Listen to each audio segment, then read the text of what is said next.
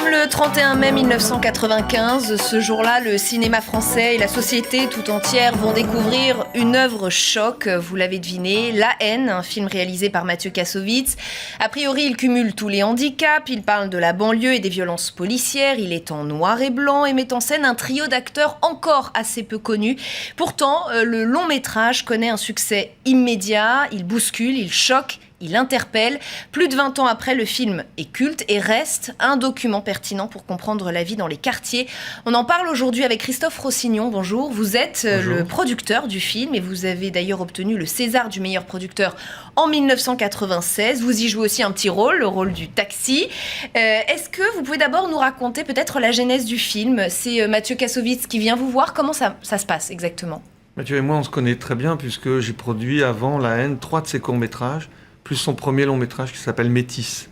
Et on devait faire après Métis Assassin, qui sera en fait son 3e film. Et La haine n'était pas prévu.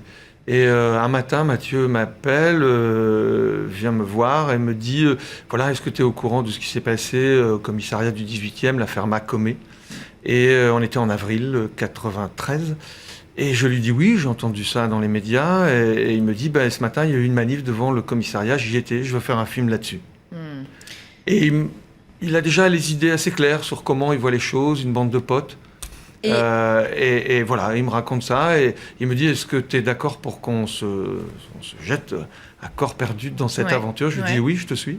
Oui, ça vous parle tout de suite parce que je précise que vous êtes fils d'un paysan du nord de la France. Oui. Donc a priori, la vie dans les banlieues vous est totalement inconnue. On peut dire ça.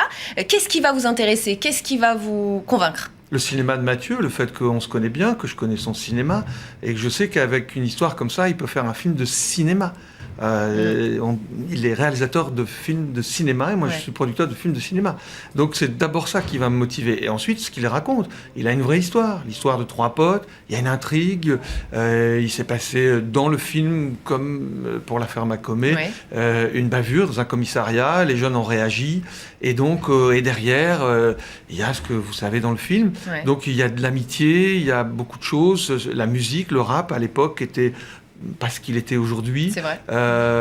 Et puis voilà, la sincérité qui est celle de Mathieu. Je sais qu'il connaît bien la banlieue, qu'il a beaucoup de potes, qu'il fréquente et ses intentions, tout de suite d'emblée quand il m'en parle, je sais qu'elles seront positives, bonnes, parce qu'on se connaît bien. Donc tout ça me suffit à me dire ouais, super, allons-y, il y a un film. On y va, c'est parti. Alors le tournage va durer plusieurs mois dans une cité des Yvelines. Vous en avez encore un souvenir précis ? Vous me disiez hors antenne, ça fait 20 ans, c'est vieux, mais quand même, est-ce que vous avez des moments marquants, des choses qui vous ont touché, frappé pendant ce tournage ? Oh oui, j'en ai plein, des souvenirs, mais oh là là, je ne vais pas pouvoir tout vous raconter. Et puis je ne sais pas si ça a beaucoup d'intérêt. Oui, ça n'a pas été simple à faire. Il y a eu de très très belles rencontres humaines. Ça a été une aventure incroyable, et pas que le tournage. Après, quand le film est sorti, on était à Cannes. Le tour du monde qu'on a fait avec ce film, tous les gens qu'on a rencontrés ici en Europe, aux États-Unis. Tes souvenirs, j'en ai des camions entiers. On précise quand même que le tournage s'est fait vraiment en immersion. Hein. Vous avez dormi dans cette cité, vous y viviez.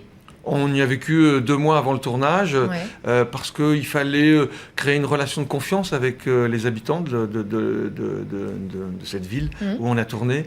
Oui, donc on était en immersion. Bien sûr, on voulait que le film soit le plus juste possible, le plus vrai possible, et puis surtout avoir une relation positive avec les gens, leur dire qui on était, ce qu'on voulait faire, etc. Ça se fait pas sur la base d'un rendez-vous de 2 heures. Est-ce que vous sentez à ce moment-là que l'œuvre a quelque chose de révolutionnaire, qu'elle va marquer l'histoire du cinéma ? Est-ce que vous le sentez ? Est-ce que vous le percevez ? Non, comment voulez-vous qu'on perçoive ça ? Ceux qui répondraient positivement à une question comme celle-là sont des prétentieux qu'il ne faut pas croire. On ne peut pas sentir ça. Nous, on fait un film de cinéma.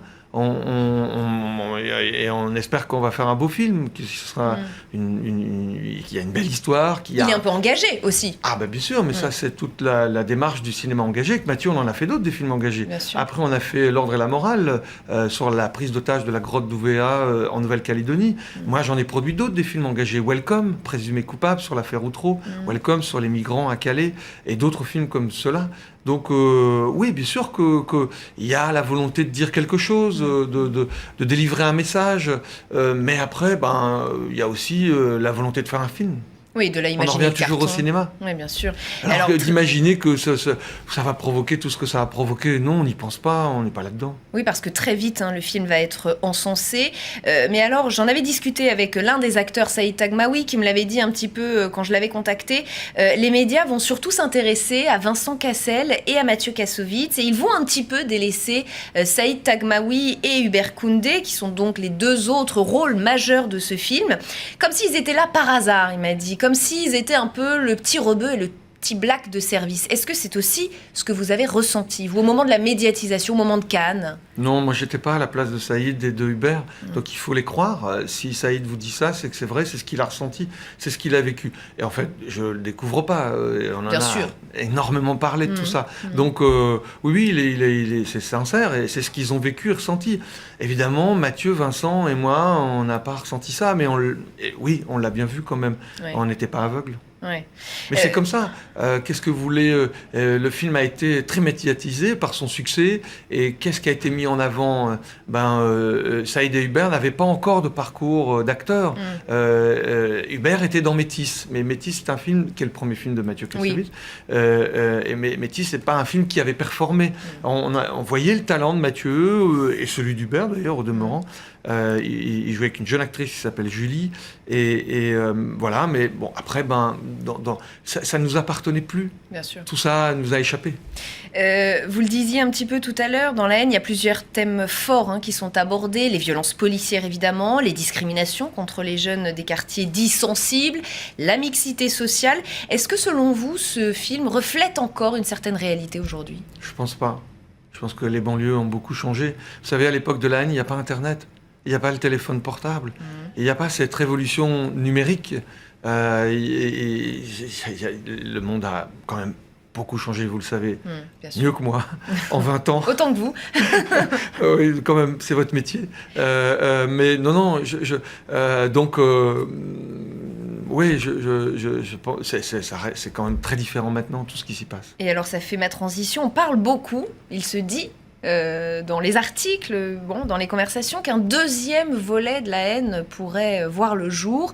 Est-ce que vous le savez? Est-ce que vous êtes au courant? Est-ce que Mathieu Kassovitz vous en a parlé? Est-ce que vous seriez partant? Oh bah non, je suis même pas au courant. Heureusement que je suis venu chez vous pour l'apprendre. Alors, vous seriez partant? Non. Non, on en a déjà longuement parlé, Mathieu et moi. Mathieu doit le faire, s'il sent qu'il doit faire ça. Il faut qu'il le fasse. Mais il m'a demandé si je serais à ses côtés, s'il se lançait dans la haine 2. Pourquoi faudrait-il appeler ça la haine 2 d'ailleurs? Je ne sais pas. Oui. Et je lui ai dit, ben non Mathieu, moi c'est ma liberté, j'ai pas envie, je souhaite en rester là sur ce qu'on a fait il y a 20 ans.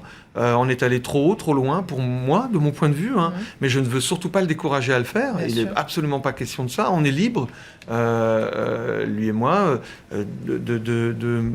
d'écouter nos instincts, nos envies.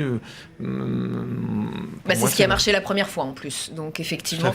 Christophe Rossignon, si je vous demande de terminer cette phrase, le 31 mai 95, c'est le jour où? Que me répondez-vous? C'est le jour où La haine est sortie.